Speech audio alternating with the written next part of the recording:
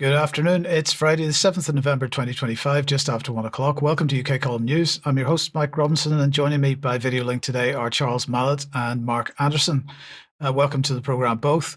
Now, later in the programme, we're going to be looking at facial recognition and so-called talking street signs in the UK, calls to further tackle disinformation internationally, and hysteria over raw milk and beef, but we'll be talking about that a little bit later. We're going to begin with COP30, which I suppose in some respects is a related topic. But anyway, Agenda 2030 was trending on X today. And Darren of Plymouth here in his X post sums things up pretty well. The worst people on the planet, he says, have travelled to Brazil on private jets to discuss how they can stop us plebs from ever doing the same. Climate change is a scam. Well, that's what he said. But let's have a look at a couple of the worst people, as he put it.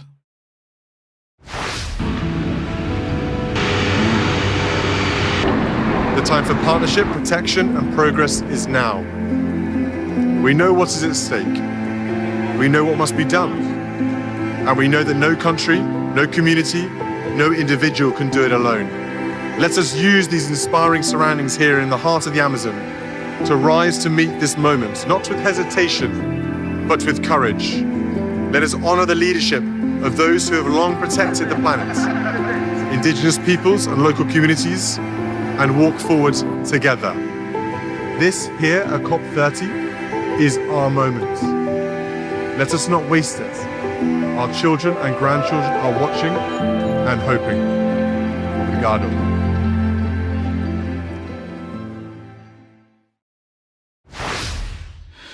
So Prince William there, the father, the son following in the footsteps of the father. Now, in February this year was the deadline for countries to submit their updated national climate plans. But out of the 197 countries, only 13 met that initial deadline. The UK was one of them.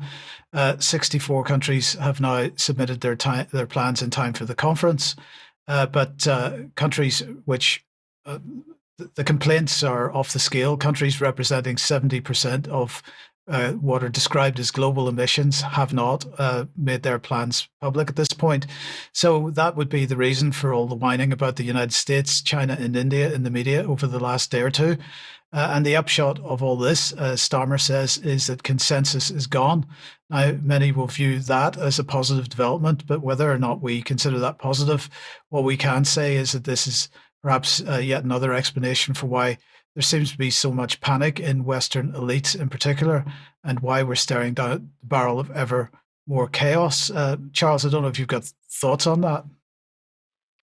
Yeah, well, I think good afternoon, Mike, and indeed everybody else. Yes, first of all, with seeing Prince William, there's sort of echoes of 1970 and Prince Charles, as he then was, being brought into this arena, basically telling everybody that they're going to have to pay for the decisions that he and those surrounding him are going to make. And I think exactly what you described, the whinging that goes on about countries supposedly not meeting targets that they probably never even set themselves in the first place.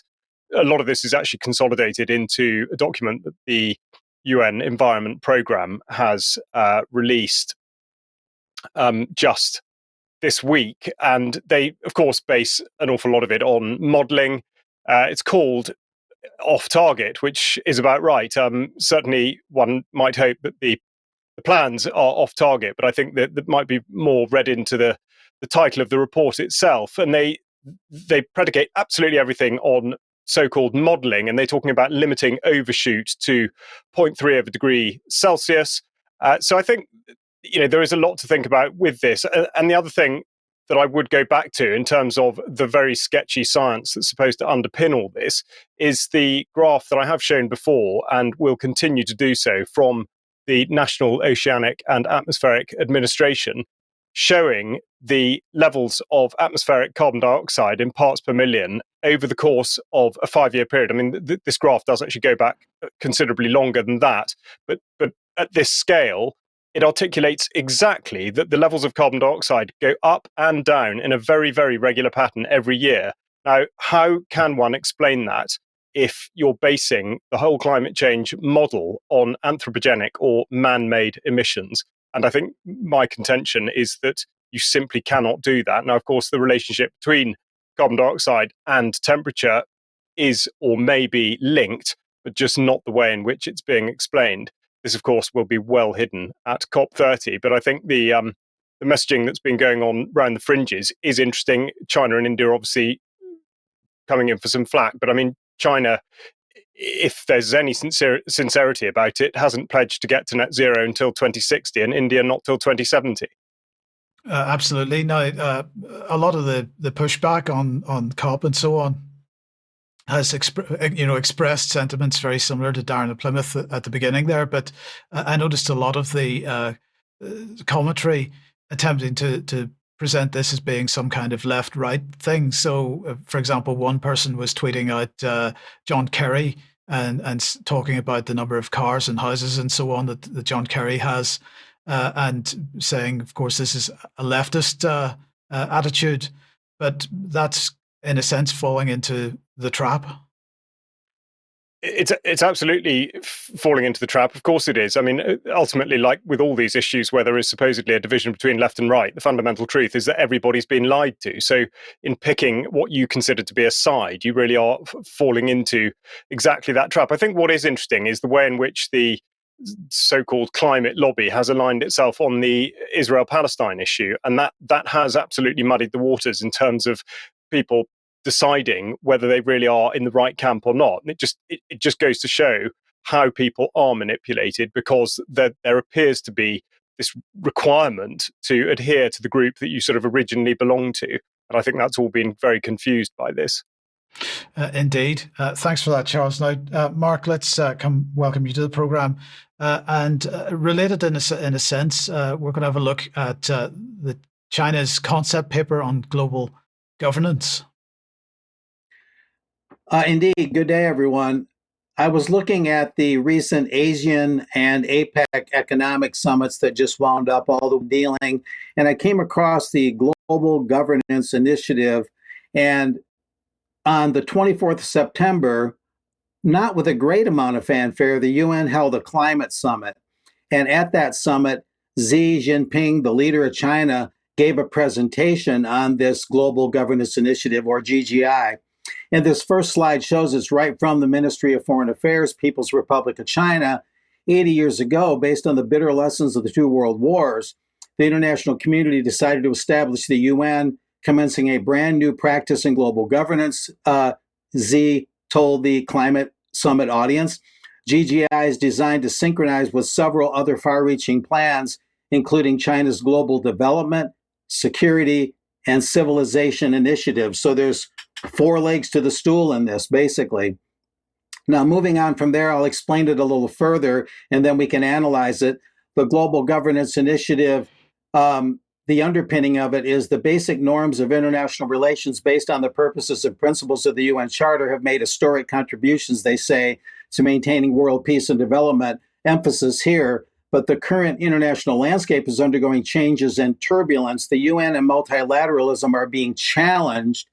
The deficit in global governance continues to grow, a deficit in global governance. So at face value, at least, it seems like China's leader is very concerned that globalism is losing its stick. It doesn't have any traction anymore. And that, again, on the surface, that seems to be what he's saying. And that China, especially based on the climate issue, needs to take the lead, to be the pace guard, to be the tip of the spear, to make sure the Paris Climate Agreement happens and gets implemented. This is the way that China is talking. Now, we have a quote from a Chinese commentator, in fact, a couple quotes. A Mr. Pan Deng. Oh, wait, we have this. I'm sorry. We do have one other slide that explains a little more of the planks of this. I beg your pardon. Global Governance Initiative, international institutions, China is saying, have 3 deficiencies. First, serious underrepresentation of the global South. Second, erosion of authoritativeness. The purposes and principles of the UN Charter have not been effectively observed. Again, they think globalism is weakening. Things are not getting implemented. They're going to die on the vine unless somebody intervenes. China's saying it wants to be that intervention. Third, urgent need for greater effectiveness. The implementation of the UN 2030 Agenda for Sustainable Development is seriously lagging behind, with the main issues being climate change and the digital divide. Of course, that includes the 17 Sustainable Development Goals. China is all in on that, at least rhetorically speaking. That's what they're saying. Now, moving on, we do have that commentator who commented for China diplomacy, Pan Deng, and he had this to say: at a time when multilateralism is challenged and global goals implementation is lagging, China is framing its climate policy as a case study on how to translate vision into action. So they really want to make this tangible. And the GGI content paper, Mr. Deng went on to say, notes that the UN 2030 Agenda's implementation is seriously lagging behind. China's climate strategy appears to be a direct answer to this challenge. So at least rhetorically, at least what China's leadership is having to say, Mike, this is what's coming out. China wants to kind of intervene and really be at the front of the vanguard to try and implement what it sees as a lagging global governance agenda. Now back to you.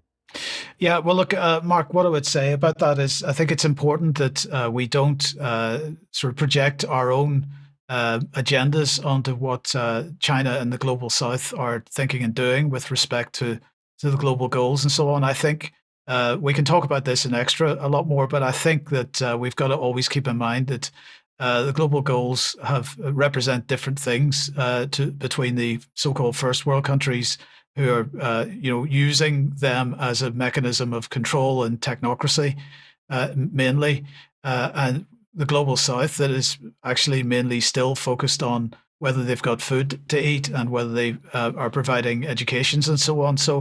And I think it's very important that we always look at what countries are doing. So, China and India are being censured at the moment by the COP30 crowd for not cooperating to the degree that is expected by Western powers in particular, and they are continuing, as you know, to build infrastructure and build coal-fired infrastructure in some cases, which is absolutely goes against the sort of net zero policy that we hear about from our own governments.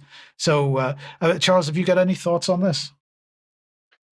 Yeah, well, I think it just comes down to pragmatism. I mean, think of one of the major issues, of course, that has dominated the headlines amongst these countries this year has been Trump's sort of pinball approach to tariffs and how to secure trade deals. Now, if that means that you have to say you're going to do something to conform to a particular sort of an apparent ideological goal that's been set out as part of a sort of globalist policy in order to secure a trade deal, then you'll do that. I mean, like you say, it's the actions that count and not the words. Whether or not they do actually go through and fulfill any of these obligations or sort of declarations, it remains to be seen. It seems extremely unlikely, but I think just on a pragmatic level, to say that you're going to do it, to appear to be one of the club, it is both politically and economically expedient.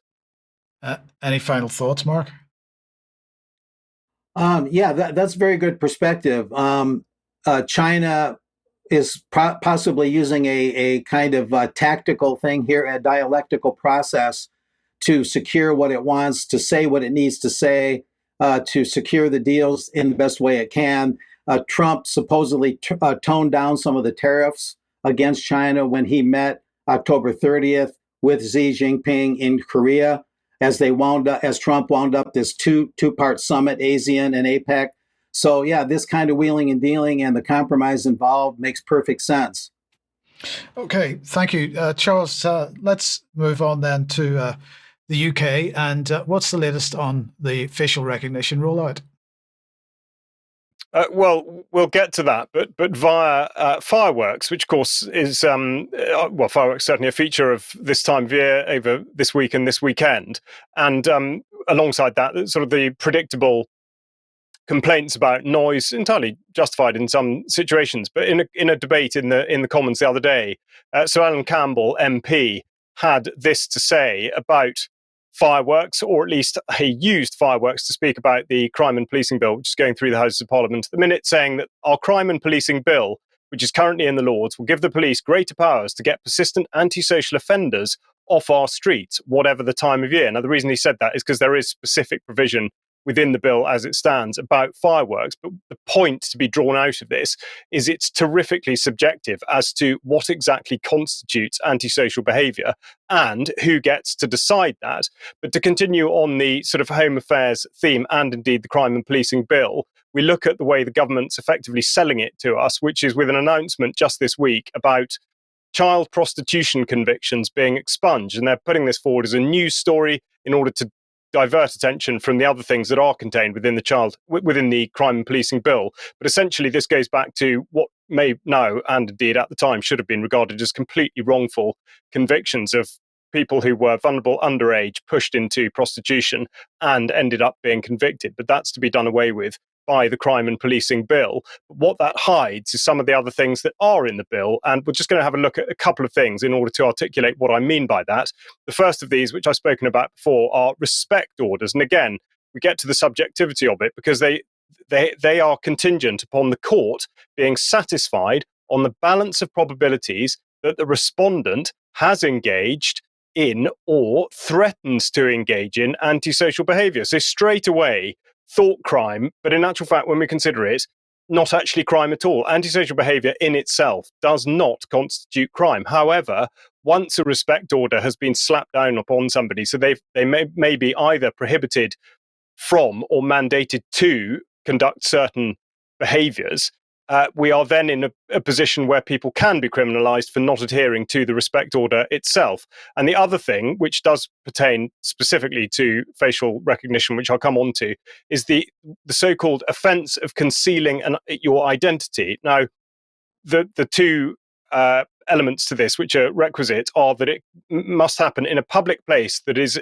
in a locality designated, and I've abbreviated that, but basically police may decide, regardless of what anybody on the ground might be intending, but they may decide whether or not people in an area constitutes a protest. If they do decide that, they designate it as an area, and therefore it becomes an offence to cover your face in that situation.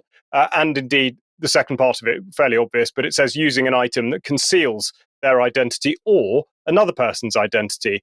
Now, why would that be? Well, we'll come on to that via the Home Office, and indeed the way the Home Office is putting out the rhetoric about how it's clamping down on illegal immigration. And they're talking about immigration enforcement with a whole load of announcements they're putting out on Twitter, just a bit of a slideshow of those at the moment.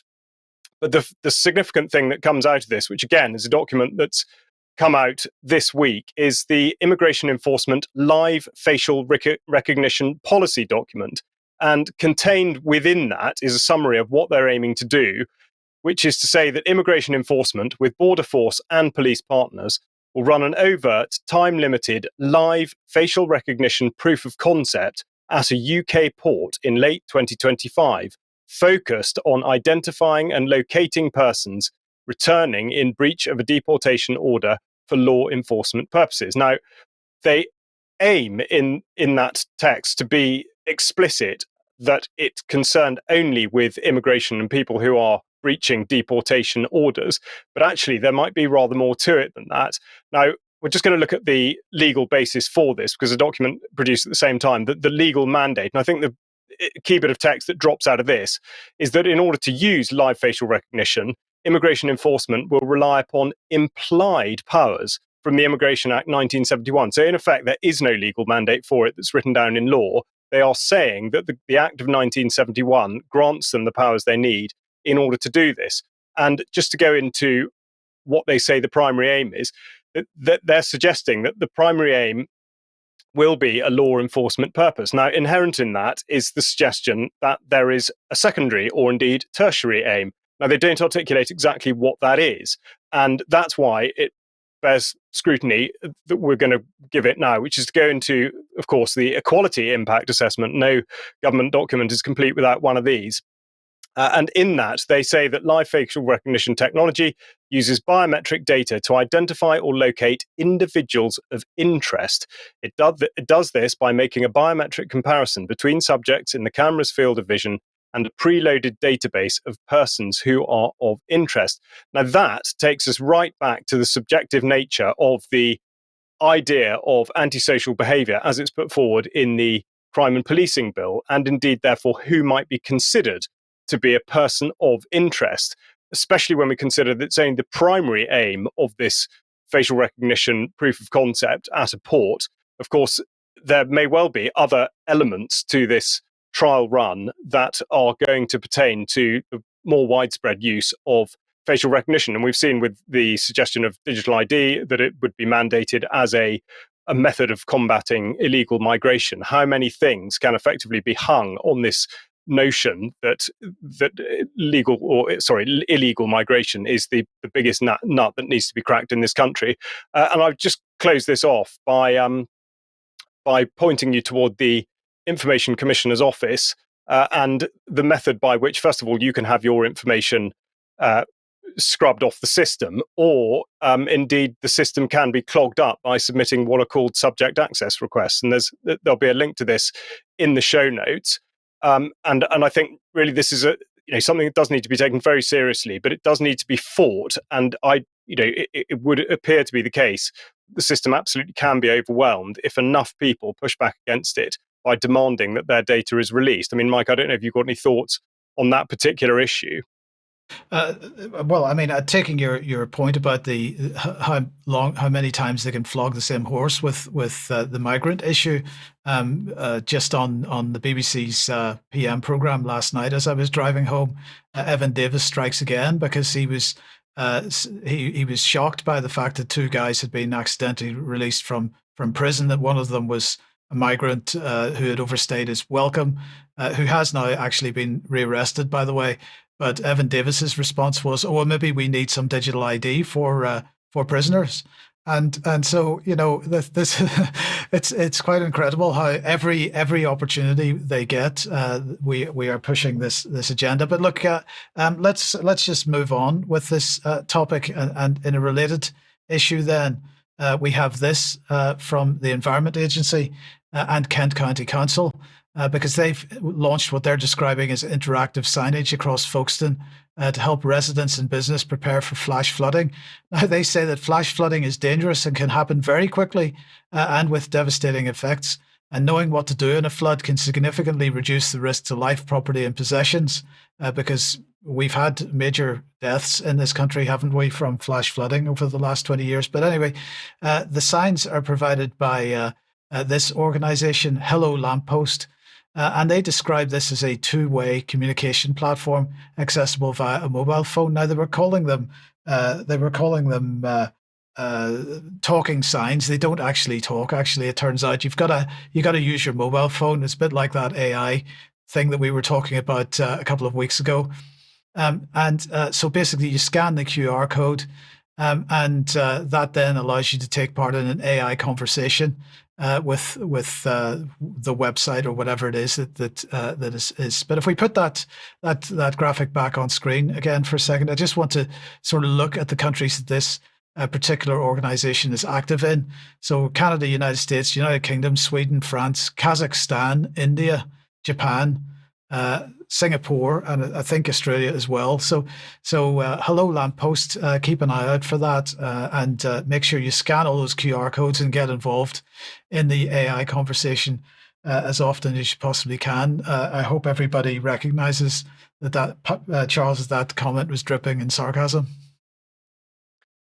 Yes, I would imagine that they probably do, but I'm just thinking there's going to be quite a sort of vector when we get told that there's not enough energy to use the lampposts because it's all gone to AI, or indeed the lampposts have got so many surveillance cameras on them they have either snapped or been cut down by the Blade Runners. Yeah. So it's going to be an interesting one to see it play out. Yes, indeed. Okay, let's move on. Thank you, Charles. Let's move on then. If you like what the UK column does, we do need your ongoing financial support. If you can possibly help us out financially, please click on the button on the front page of the UK column website. We do, as I say, need your support. Thanks to everybody that is. But if you can't support us financially, then please do share this program or anything else you find on the UK column website with as many people as possible. Now, tonight at 7 p.m., Jerem is speaking to me and to Charles for another episode of Weekly Banter. That's 7 p.m. tonight. Don't miss it. And then at 9 p.m., Carl Za is speaking to a Westerner who lives in China who has cycled 5,000 kilometers across Xinjiang. This is quite a discussion, and please join him at 9 for that. Now, yesterday, Neil Oliver was speaking to Sandy Adams, and that discussion is now on the UK Column website as on-demand version.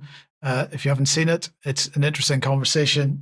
Do share it if you can as well. And a new article on the UK Column website today from Dr. Marwa Osman, and this is entitled Golden Lines, the UAE, Sudan's blood gold and China's Quad facilitation. This is another challenging conversation, particularly for people that are pro-BRICS for sure, but it's something that we do need to talk a little bit more about. And on Sunday at 7 p.m., part 3 of 1,000 Words, including the reveal of the picture, final reveal of the picture, is going to be for members only on the UK Column website. That's part 3 with James Dellingpole. So join us for that. We have 2 digital ID events going on that we want to talk about. One is in Crook in Marketplace on Saturday. That starts at 12:30. And Diane Rasmussen will be speaking, one of the speakers there. And then on Saturday as well at 12 p.m., the usual Glasgow digital ID demonstration will be taking place at the bottom of Jamaica Street by the River Clyde near the Crystal Palace pub in Central Station.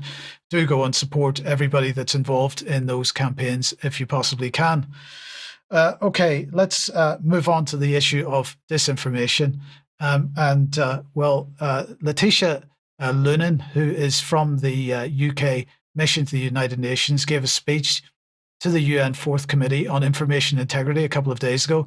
Now, this is the kind of thing that we would generally give a good ignoring to, but in this case, she did a fairly good job of summarizing the disinformation industrial complex, which the UK imposes on its own population, and which the UK wants to see exported to all nations. So I thought we would just look through a couple of the things that she had to say. So first of all, she said, for the world to come together to tackle global challenges, we rely on accurate information. There is no hope for peace if the facts of conflict are obscured. So let's just translate that. So there's no hope that the UK will continue will stop fomenting wars unless we can get control of the narrative. They're saying that that they won't continue fomenting the wars unless they're going to continue to get control of the narrative. I think I messed that up quite badly, but anyway, you get the point. She then went on to say that member states have a responsibility to protect the integrity of the United Nations as a source of trusted information. And she then complained bitterly about Russia, claiming that Russia used the Security Council as a platform for disinformation. Well, has it? I don't think so. They may have used the Security Council as a platform for information that Britain doesn't want them to use it as a platform for, but that's a different thing. She said, we have a responsibility to tackle disinformation which undermines the UN's core mission to protect peace and security, like Britain ever respected that idea. And she said the UK will defend information integrity. Our Online Safety Act requires companies to crack down on illegal disinformation and remove harmful content from their platforms. And you'll notice that this is yet another instance where the idea of legal but harmful comes right back again. So it's not just about removing what they consider to be illegal content, but also content that they find harmful to their particular narrative. So she went on. We continue to work with our closest allies, including through the G7 Rapid Response Mechanism. Now, remember, the G7 Rapid Response Mechanism was something which Theresa May brought in, and the idea is that the G7 countries have a common narrative, which they then spread through their controlled mainstream media outlets. And she said that this would be used to expose and disrupt foreign information operations globally. But not just foreign information operations, also anybody opposing their narratives in their own countries. She said, we must act to protect independent journalism. By independent journalism, she means mainstream journalism, and this notion that it's somehow still independent, which it isn't, because it's totally beholden to government money these days. More journalists, she went on to say, were killed last year than in any other year since the Committee to Protect Journalists began collecting data, making it the deadliest year on record. Well, of course, the reason for that is Israel, which she supports and arms, at least the government she works for supports and arms. And although she did mention Gaza in the next paragraph, that doesn't change the basic fact that she is quite happy to ignore the fact that she is helping with the killings of those journalists she was talking about in the first place by working for the regime that's doing it. She went on to say the UK remains a committed advocate for journalists' safety and protection as a co-founder for the Media Freedom Coalition. This is the Media Freedom Coalition's website. It's a partnership of countries working together to promote media freedom at home and abroad. And again, if we just look at the countries involved in this, this is all completely Western aligned. It is just yet another part of the complex to control narratives and so on. But not to let Russia off the hook necessarily here, because to be clear, it's not the case that Russia does no wrong. And this tweet is definitely a disinformation of a kind, because this is Putin advisor Kirill Dmitriev, and he's not wrong in accusing the British regime of having a desire to go after Elon Musk. He's nonetheless promoting the whole civil war agenda in the UK with this tweet, which perhaps they are not terribly unhappy to see, that type of chaos in the UK. We talk about a bit more about that in Extra as well. But just to finish off, since we've mentioned Elon Musk, on Wednesday, we're talking about the potential that he was going to get a $1 trillion pay packet. That has now apparently been voted for, with 75% of the shareholders voting for it. So, Charles, I don't know what your thoughts are on that, but we were talking on Wednesday about the fact that this is effectively putting a huge bung in the hands of somebody who's going to use it for political purposes. Well, absolutely, and really, it's not money that he should be entitled to, I would put it, because, of course, the vast majority of those funds, wherever indeed they come from, are either created out of thin air or indeed come from taxpayer money through some channel or another. But I think, just to draw out of the shareholder meeting, the absolute absurdity of it is, if it isn't absurd enough to be suggesting that somebody should have $1 trillion, we'll just look at one of the absolute brainwaves he's had about his cars.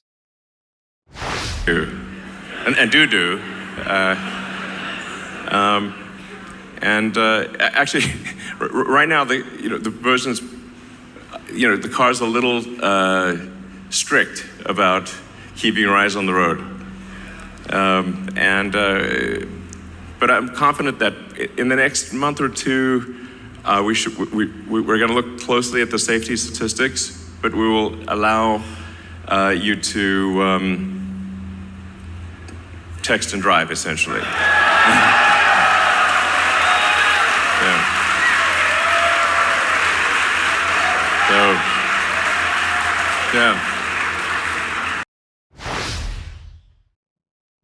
What could possibly go wrong?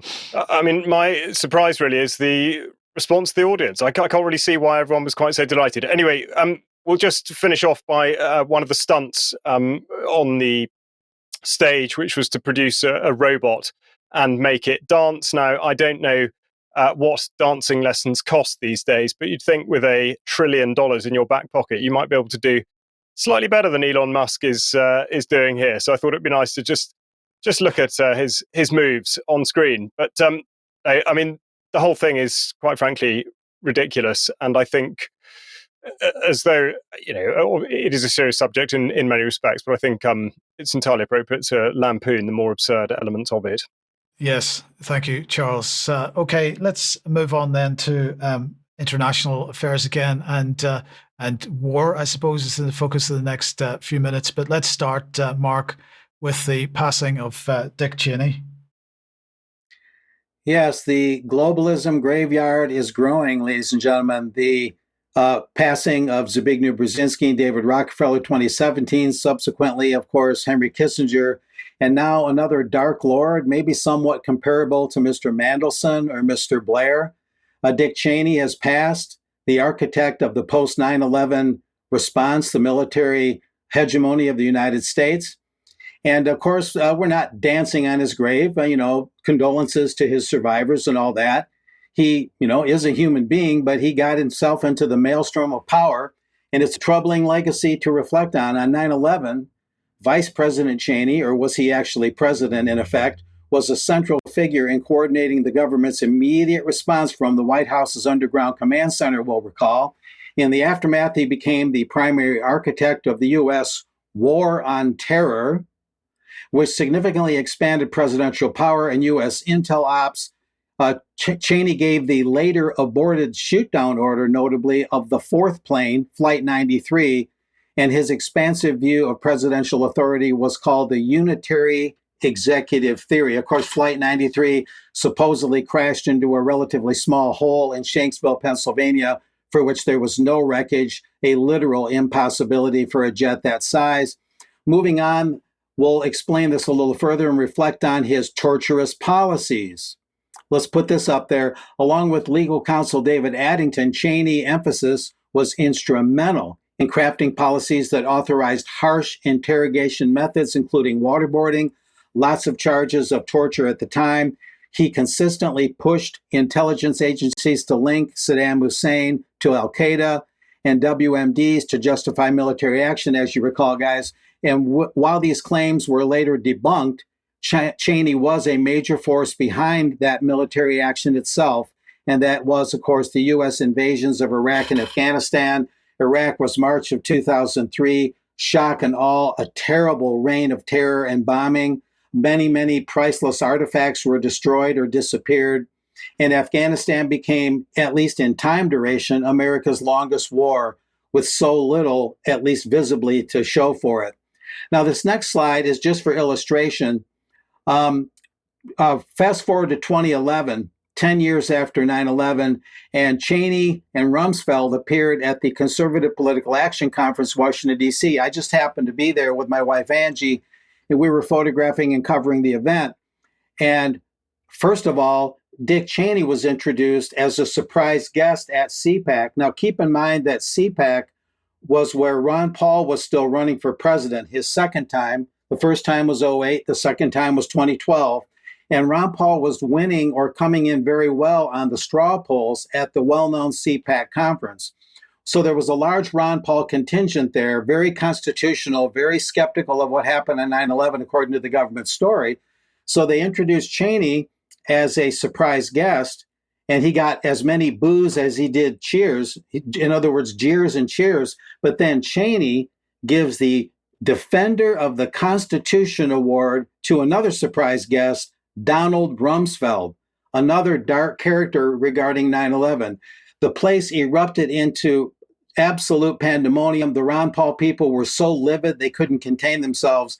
And one guy was so angry and so beside himself that they had to escort him out. At least they felt they did. So the Ron Paul people were absolutely appalled at these kind of power brokers being honored as defenders of the Constitution. A very important personal story to share. Now, Mr. Cheney has a story to share here, too. It's kind of self-explanatory. That same year, probably at that same time when he was in D.C., speaking to the Council on Foreign Relations in this case, let's listen to what he had to say about his attitude toward Wyoming voters. A quick background is Cheney was a House member before he was Chief of Staff under George the Dimmer, and he also served in the Pentagon and other offices. So this is referring to when he was a congressman. Let's go with this. Well, Les, Pete, I want to thank you all for the warm welcome today. I see a lot of old friends in the room, and it's good to be back at the Council on Foreign Relations. As Pete mentioned, I've been a member for a long time and was actually a director for some period of time.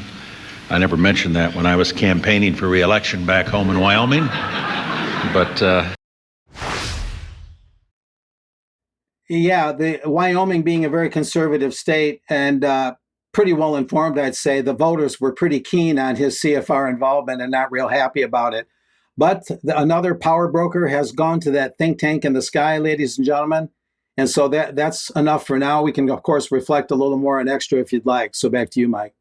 Absolutely. Thank you very much for that, Mark. Now let's come back to Europe at least. And well, the Franco-British defense relationship is strengthening in all areas of cooperation, according to the French War Minister, Catherine Vautrin. British warmonger John Healey was in Norway on Wednesday, for the latest meeting of the so-called coalition of the willing. And while he was there, he met with Vautrin, and here they are on screen, to sign what is described as a roadmap that serves to make ever stronger interoperability between our two armies within the framework of the Lancaster House Treaties.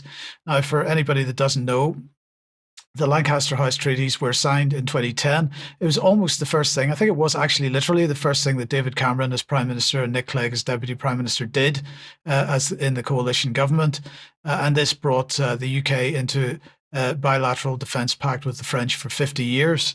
This is kind of what it looks like. We've got the Lancaster House Treaties in 2010. These have now been upgraded in the last day, but we've also got the 2018 Sandhurst treaties, and I described this in this graphic as the Franco-British war machine. But of course, this is only part of the picture, because that all forms one third or one side of the triangle between France, Germany, and Britain, which is effectively known these days as the E3. And this is the key driver for European defence at the moment. Now, at the same meeting, Healy also met with the other 9 nations of the so-called Coalition of the Willing, and they all signed an enhanced partnership with Ukraine. Healy said that this was a clear signal to Putin: your aggression will be met with our strength. So there you go.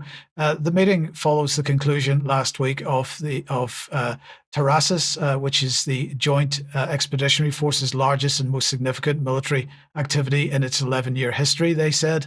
After 2 months of intensive operations across the Nordic-Baltic region, the UK's leadership in the Joint Expeditionary Force and the ability to rapidly deploy alongside allies if needed makes Britain secure at home and strong abroad, underpinning this government's plan for change. Their language is fantastic. So anyway, that took place during September and October, and more than 1,700 British personnel from all 3 branches of the armed forces were taking part, and it was taking part across Norway, Sweden, Finland, Estonia, Latvia, and the Baltic Sea. But good news, everyone, because AJAX is the world's first truly digital armoured fighting vehicle. This is the British Army's new armoured fighting vehicle, and it's just achieved initial operating capability. I'm going to ask Charles about this in a second. It is the most advanced medium-weight armoured vehicle in the world, they say. So look, let's just get an idea from this little video clip what that's all about. Number 3, William, please. First thing I noticed when getting on the AJAX is just how easy it makes it for you. The tech is just so much higher, it's so much better than any other vehicle I've been on. And so there's a variety of sensors, visual otherwise, all around the vehicle that help you in the turret and ultimately just help you be more lethal. Sighting systems are incredible. Being able to see up to 8 kilometers buys me so much time as a commander to be able to look at what's in front of me and gain a better assessment of what's actually in front of me and pass that up, so it's more accurate, more time to deliver that information as well. Everyone feels informed because they've all got good situational awareness given to us by the sensors, and all that information they can give to me allows me to do my job better. So what do you think, Charles? I mean, you talked about this. Was it September last year? What are your thoughts? Yeah, it was. I think it was September, October, and the thrust of that report was how incredibly beset by problems this had been and how they'd covered it up. And actually, there was quite significant safety issues with crew members from, I think it was sound and indeed possibly even radiation from within the vehicles. Yeah, great, all very well until it breaks, and then you're absolutely stuffed. And I think with any of these procurement projects, particularly on armoured vehicles, by the time it actually rolls into service, and therefore full operating capability, it's out of date. And so, in effect, if you're going to move away from analog, which is something that you can always hope to be able to fix in a situation under pressure, you do not have that luxury with digital. Once it breaks, it breaks. That is it. And I think this is the problem with any, whatever trials they've put it through. I would be fairly sure they will not have received incoming rounds onto those vehicles and then seen how the kit works. Absolutely, yes. I think we can be fairly certain of that. But finally, just on the war front, I wanted to remind everyone what is driving the war agenda, because the mentality which is driving it is well represented by Lindsey Graham. And let's just have a quick look at this comment that he made recently. So I just want to say, I feel good about the Republican Party. I feel good about where we're going as a nation. We're killing all the right people and we're cutting your taxes.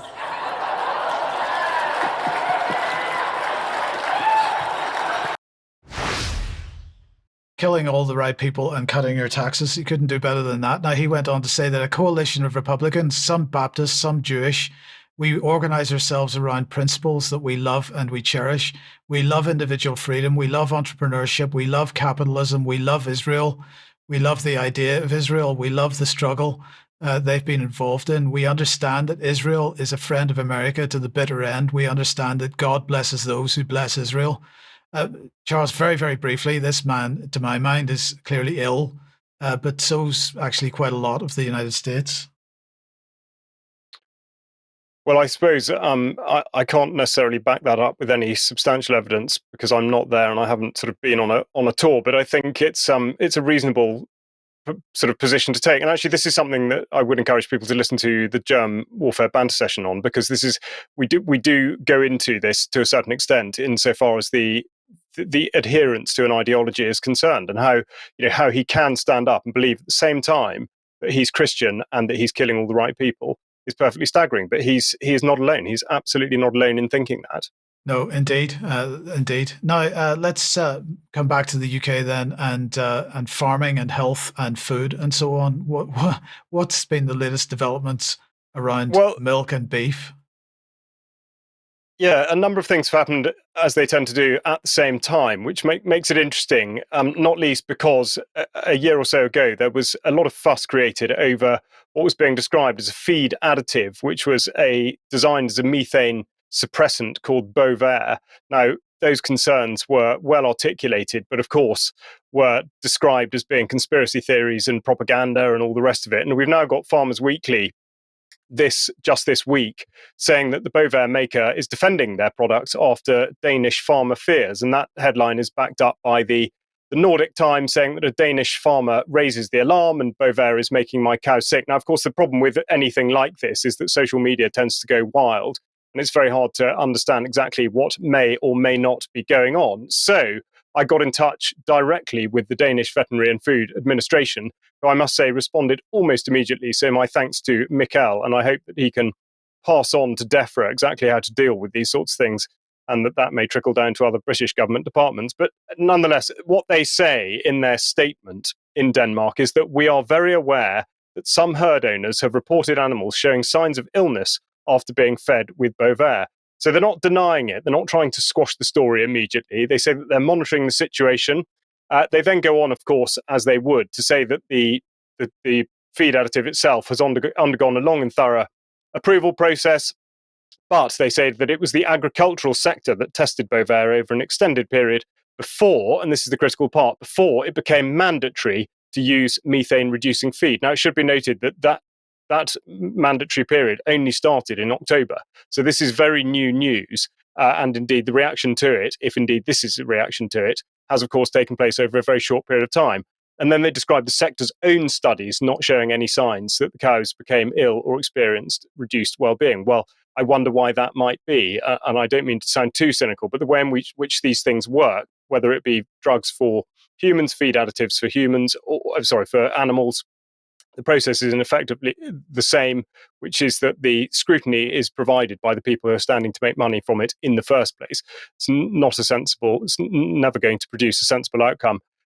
But the Food Administration have commissioned a report, which is going to be conducted by Aarhus University. And I think the other important part to bring out here is that they do say the legislation contains an exemption clause that has existed since the beginning of the scheme. If the person responsible for the herd assesses that a cow shows signs of metabolic disorder, the cow may be exempted from feeding. And effectively, they go on in that vein saying that if you've got concerns about your whole herd, you are exempted. Now, I think it's a very important point to make in that, frankly, why, if those are the potential outcomes, would farmers comply? And that's where we go back to the exemption clause applying to the person who's responsible for the herd, because I can't be certain, speaking here now, whether that means the person who is actually tending that herd every day, or whether there's a deal regarding a corporation, whether in fact it's the corporation upon whose behalf that work is being done, whether they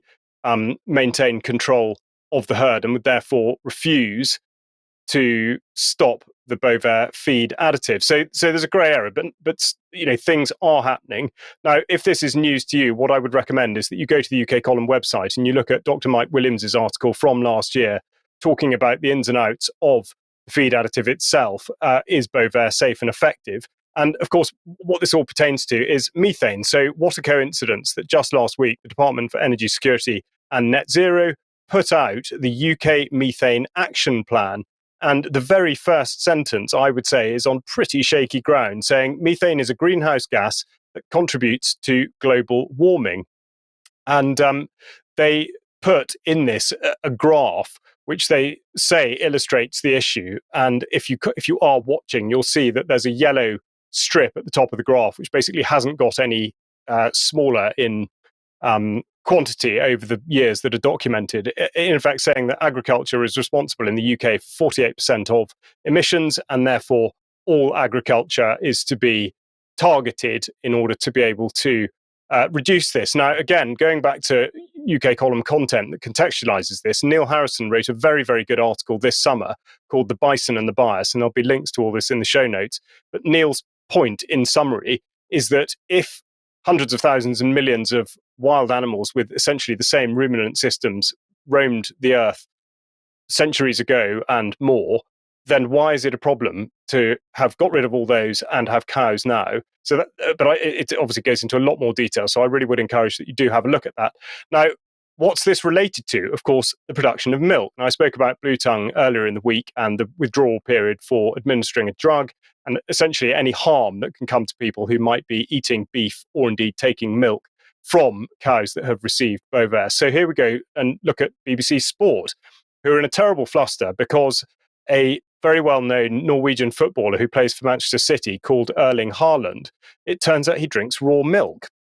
And this has created great problems for the BBC and indeed the mainstream media, and they've parroted out the Food Standards Agency saying that harmful bacteria and it's all a deadly risk and it's banned in Scotland and it can only be sold at the farm gate and all the usual rhetoric surrounding it. But the critical part is the man himself. Now we're just going to have a quick look at a video of Haaland going shopping. I'm super happy. Have you got milk? Of course I've got milk. Yeah, good. Do you know what else? We've got beef. We've got tomahawks. No, look at that. So how many can I get? Because we need to be fair with the others. Well, I have to say the tomahawks probably are a harder sell because they're a little bit more expensive, obviously.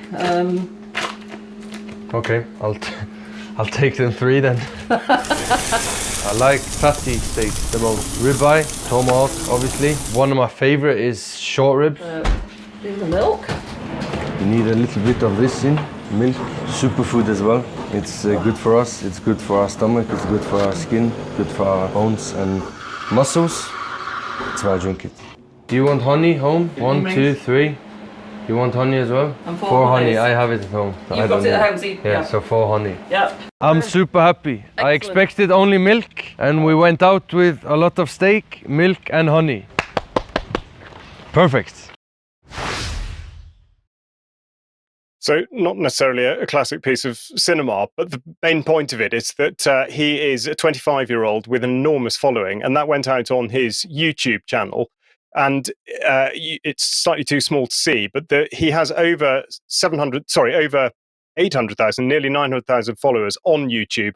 And that video has been viewed nearly 7 million times, which does create a problem for the establishment. And that's reinforced by data from Google Trends. And you can see, well, or at least if you can't see the screen, there's a graph which shows the date of that video coming out, which is 23rd of October. And there's a massive spike in searches for raw milk. Now, of course, the fundamental problem with raw milk is that it enables the farmer, because of the legislation, to have a direct relation with the customer. And therefore, it cuts out, to a large extent, the Food Standards Agency, it cuts out DEFRA, it cuts out subsidy, and it cuts out all the elements of control that were put in place in order to manage the farming sector. And this is exactly why milk pasteurization was pushed quite so hard. So it would be no great surprise to learn that in the very long career that the third Lord Rothschild had in the House of Lords, he only spoke on two occasions. One was about Palestine, and the other was about raw milk and the dangers of pasteurization. I've just pulled out a very small quote from a long speech he gave in 1946 about this, saying that he was referring to the opponents of pasteurization and many people who have fallen victims to their propaganda. How very ironic.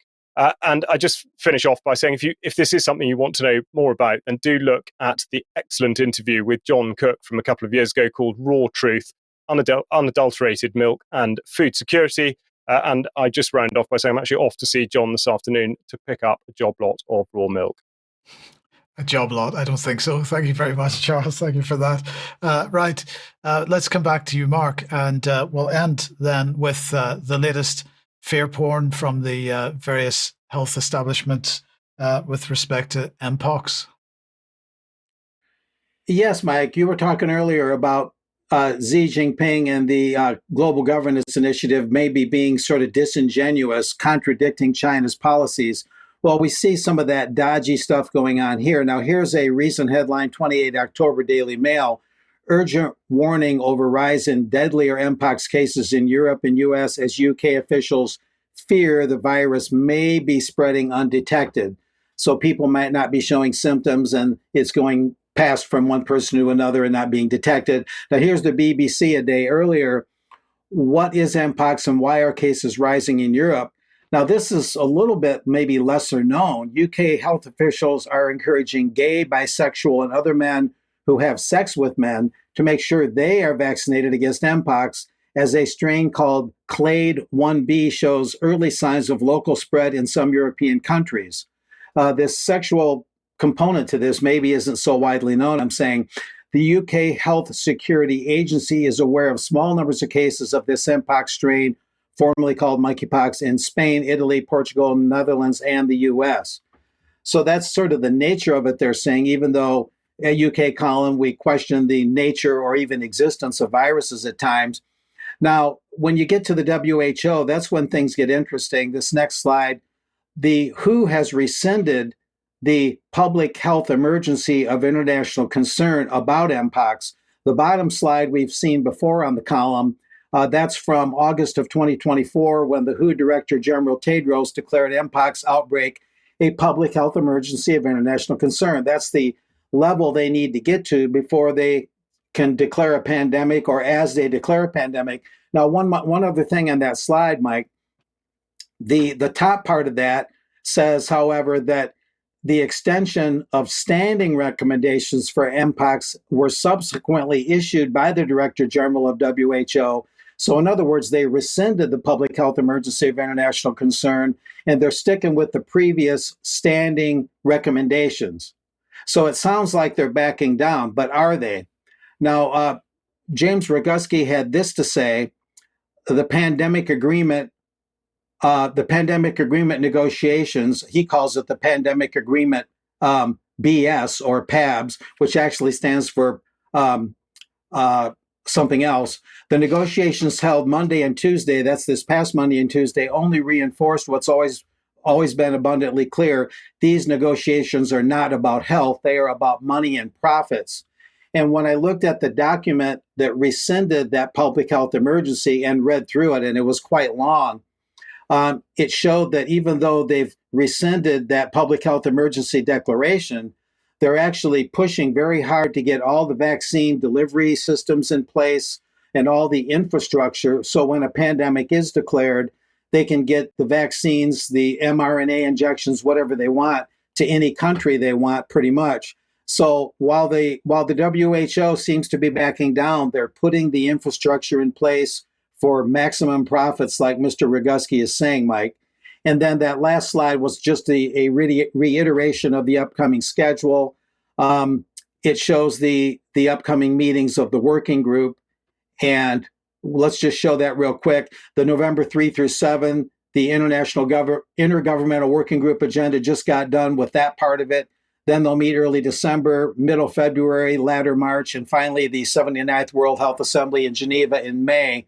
and they still have not actually ratified or put into force the pandemic treaty. Like I've said, they're trying to make it look like it's adopted and in force or almost in force, and it's not.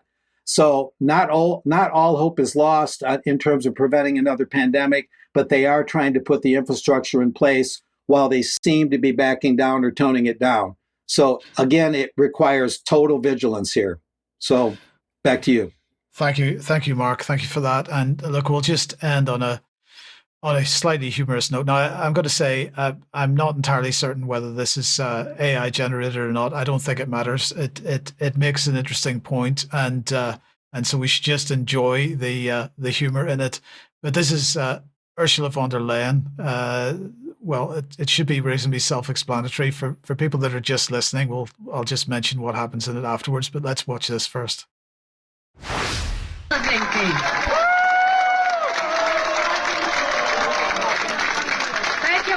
For receiving me, and first of all to those who scream and yell here so loud. They can be happy that they are in a free country like Finland, where the free speech is a right, where they have not any restrictions. If they would be in Moscow, they would be in jail in 2 minutes. Thank God we have a democracy. Thank God we have free speech. We can. So Charles, I just end by saying I hope that's real, because as the guy gets frog marched off by the police as she's talking about freedom of speech, I just thought that was beautiful. Absolutely priceless. What a great note to end on. Yeah, absolutely. Okay, well, look, Charles, Mark, thank you very much for today, and thanks to everybody that's watched. We will be back in a few minutes' time for some UK Column News Extra. If you're a member, please stick on the live stream, and we'll see you there. If you're not a member, please consider joining us for extra each time we do a news program. But in the meantime, don't forget Germ tonight at 7 p.m. Causa at 9. We'll be back on Monday 1 p.m. as usual. Have a great weekend, and we'll see you then. Bye bye.